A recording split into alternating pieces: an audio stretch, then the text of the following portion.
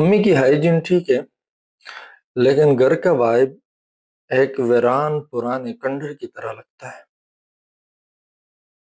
اور قصور ہمارا۔ یعنی گھر کے اندر موجود گندگی کو ماں ایک ہتھیار کے طور پر یوز کر رہی ہوتی ہے۔ جب آپ برتنوں کی طرف دیکھتے ہیں تو ایسے لگتا ہے جیسے ان پر کوئی سائنس ایکسپیریمنٹ ہوا ہو۔ کپڑے نیچے فرش پر پڑے ہوتے ہیں، اور جب ماں سے کہا جاتا ہے کہ امی یہ صفائی کیوں نہیں، تو وہ آگے سے کہنے لگتی ہے کہ میں بیمار ہوں، مجھے کوئی پوچھتا نہیں، تمہارے ابو مجھ سے پیار نہیں کرتے۔ ماشاءاللہ گھر کے اندر ایک ہاسٹیج سچویشن بن جاتا ہے۔ مسئلہ لیزینس نہیں، چونکہ امی کے پاس اس وقت کنٹرول میں صرف گھر ہے، اس لیے اماں نے ابا سے لڑنے کے لیے یہ طریقہ اپنایا ہے، کیونکہ ابو کسی سے بات نہیں کرتے، وہ ڈسٹنٹ ہے، دور رہتے ہیں، اور وہ ایموشنلی غائب ہے۔ تو امی ایک سک رول یعنی بیمار والی رول پلے کر رہی ہے، اور ہم بیچارے این پی سیز درمیان میں پھنس گئے۔ اور ان سب کا اثر کیا ہوتا ہے؟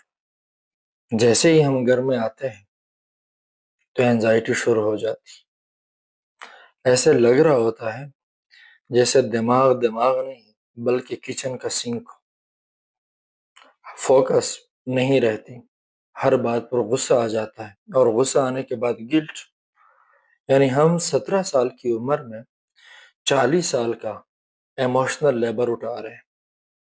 مینٹل ہیلتھ وہ کیا ہوتا ہے؟ ہم تو مفت میں ان پیڈ فیملی تھراپسٹ بنے ہوئے ہیں، جو پورا دن امی اور ابو کے درمیان فیصلے کرتے ہیں، جرگے بٹھاتے ہیں۔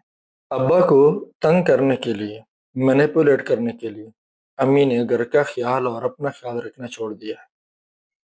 وہ گھر کو بھی گندا رکھتی ہیں، لیکن اپنی صفائی ستھرائی بھی چھوڑ دی۔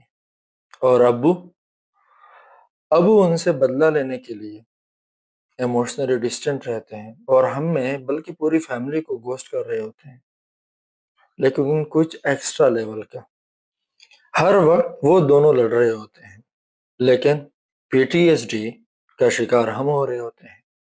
اس لیے تنگ ہو کر ہم یہی حل سوچ رہے ہیں کہ انہیں کمیونیکیٹ کیا جائے کہ آپ لوگوں کی شادی کا مسئلہ ہماری پرسنالٹی ڈس آرڈر نہیں ہونا چاہیے، اور ان سے کہا جائے کہ امی آپ کچن صاف کریں، اور ابو آپ خاموش مت رہیں، اپنا منہ کھولے اور امی سے بات کریں۔